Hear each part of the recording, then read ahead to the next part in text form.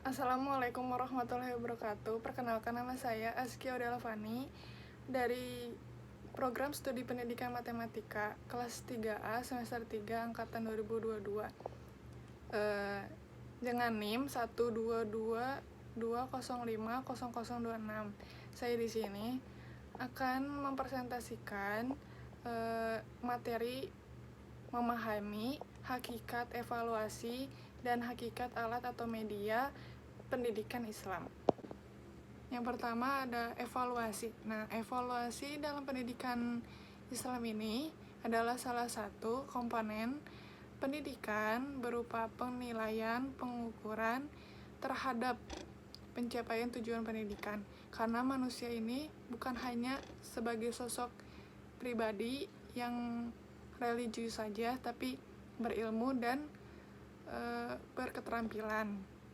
Nah, oleh karena itu, sebagaimana yang dikatakan oleh M. Arifin, bahwasannya evaluasi dan pendidikan Islam ini adalah cara atau teknik penilaian terhadap tingkah laku anak berdasarkan standar yang bersifat komprehensif dari aspek-aspek yang meliputi aspek mental, psikologi, dan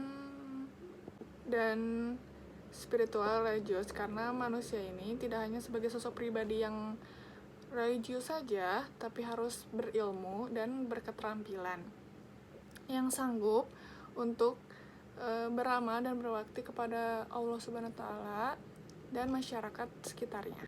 Maka dapat ditarik kesimpulan, pengertian dari evaluasi pendidikan adalah suatu proses kegiatan yang terencana, sistematis, dan berkelanjutan untuk mengetahui kualitas nilai dan arti dari perbuatan manusia berdasarkan aspek-aspek kehidupan secara komprehensif dan tujuan yang jelas, pertimbangan dan kriteria sesuai aturan Islam. Dalam pendidikan Islam, tujuan dari evaluasi lebih ditekankan pada penguasaan sikap atau efektif dan psikomotor, karena ketimbang aspek kognitif, penekanan ini bertujuan untuk mengetahui kemampuan peserta didik yang secara besarnya meliputi 4 hal, yaitu bagaimana sikap dan pengalaman terhadap hubungan pribadinya dengan Allah, Tuhannya, sikap dan pengalaman terhadap arti hubungan dirinya dengan masyarakat sekitar yang ada di lingkungan. Yang ketiga ini adalah sikap dan pengalaman terhadap arti hubungan kehidupannya dengan alam sekitar. Dan yang keempat adalah sikap dan pengalamannya terhadap diri sendiri selaku hamba Allah dan anggota masyarakat juga dan juga serta khalifah Allah Subhanahu wa Ta'ala. Nah, maka dapat kita sebagai pendidik juga nantinya melakukan evaluasi di sekolah. Nah, karena mempunyai fungsi sebagai berikut. Yang pertama itu untuk mengetahui peserta didik yang terpandai dan terkurang di kelasnya itu yang mana. Itu kan memerlukan juga evaluasi. Yang kedua itu mengetahui apakah bahan yang telah diajarkan sudah tersampaikan oleh peserta didik atau belum. Yang ketiga ini untuk mendorong persaingan yang sehat antara sesama peserta didik. Dan yang keempat itu mengetahui kemajuan dan perkembangan peserta didik setelah adanya pengajaran ini. Dan yang kelima itu untuk mengetahui tepat atau tidaknya guru memilih bahan atau metode dan berbagai penyesuaian dalam kelas, dalam pengajarannya. Dan yang keenam ini sebagai laporan terhadap orang tua murid dalam bentuk rapot, ijazah, piagam, dan sebagainya. Itu juga memerlukan evaluasi. Nah, adapun prinsip-prinsip dari evaluasi pendidikan Islam, yang pertama itu adalah valid, yang kedua berorientasi, yang ketiga itu berkelanjutan. Nah, yang keempat itu menyeluruh, yang kelima bermakna, yang keenam itu adil dan objektif, yang Selanjutnya itu terbuka, ikhlas, dan praktis, juga dicatat atau akurat. Adapun jenis-jenis dari evaluasi, yang pertama ada evaluasi formatif. Nah, evaluasi formatif ini dilakukan kepada peserta didik oleh pendidik setelah menyelesaikan suatu program, jadi ada evaluasi formatif. Kenapa adanya evaluasi formatif ini? Didasarkan karena ada kelemahan terhadap manusia gitu. Yang kedua ada evaluasi sumatif. Evaluasi sumatif ini diberikan kepada peserta didik berdasarkan jangka waktu yang telah ditentukan gitu. Dan yang ketiga itu ada evaluasi placement atau penempatan. Nah, evaluasi placement atau penempatan ini dilakukan kepada anak sesuai dengan kondisi tertentu, kondisi peserta didiknya itu gitu. Yang keempat ada evaluasi diagnostik. Nah, evaluasi diagnostik ini diberikan kepada peserta didik tentang keadaan peserta didik itu seperti apa, baik kesulitan-kesulitan peserta didik yang alami atau hambatan-hambatan dalam proses pendidikan gitu. Dan yang kelima itu ada evaluasi pendidikan pada masa sahabat gitu Rasulullah.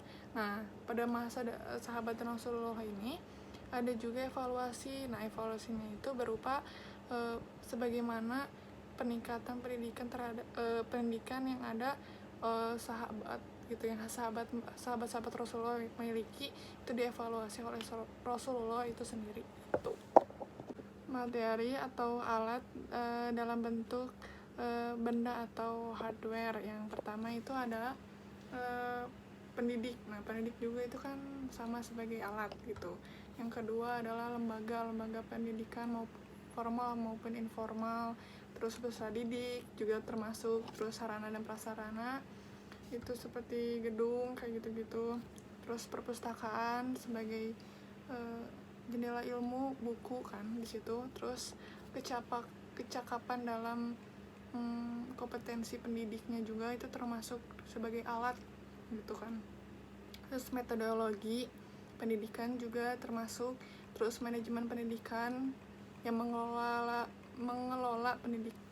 pendidik atau mengelola peserta didik juga itu kan sebagai alat juga untuk keberlangsungan. Terus ada strategi yang digunakan dalam mendidik proses pendidikan. Udah gitu evaluasi pendidikan juga sangat penting dalam proses pendidikan, maka termasuk sebagai alat juga. Nah, non materi. Nah, kalau non materi ini berupa tindakan gitu dalam pendidikan. Yang pertama pesan keteladanan, pesan anjuran, perintah dan larangan. Terus ada pesan berupa pujian dan hadiah juga. Ada pesan berupa teguran, pesan berupa peringatan dan ancaman. Nah, yang kelima itu adalah fungsi dari alat dalam pendidikan Islam. Nah, kita juga harus tahu dong fungsi dari alat atau media ini kan. Nah, yaitu fungsinya adalah sebagai jembatan gitu kan, yang menghubungkan pendidik dengan peserta didik. Nah, menuju tujuan pendidikan Islam yang terbentuk kepribadian Muslim. Karena dengan ada alat dan media yang sudah ada gitu kan untuk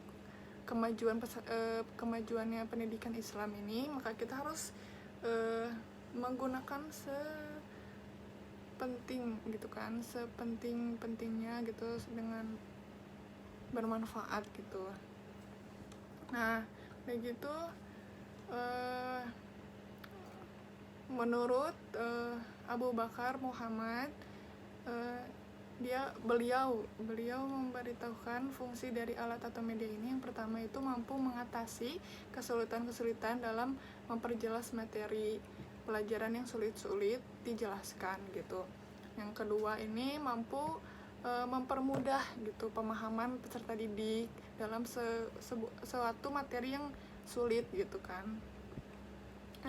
Yang ketiga itu merangsang peserta didik untuk bekerja dan menggerakkan naluri kecintaannya untuk belajar gitu. Terus yang keempat itu membantu pembentukan kebiasaan, juga melahirkan pendapat, memperhatikan dan memikirkan suatu pelajaran gitu. Nah, serta menimbulkan kekuatan perhatian atau ingatan, mempertajam indera dan melatihnya, juga memperhalus perasaan dan cepat belajar. Nah, sekian yang bisa saya sampaikan dalam presentasi ini untuk nilai UTS untuk tugas ujian tengah semester mata kuliah Pendidikan Filsafat Islam. Sekian dari saya, mohon maaf bila ada salah kata. Wassalamualaikum warahmatullahi wabarakatuh. Terima kasih.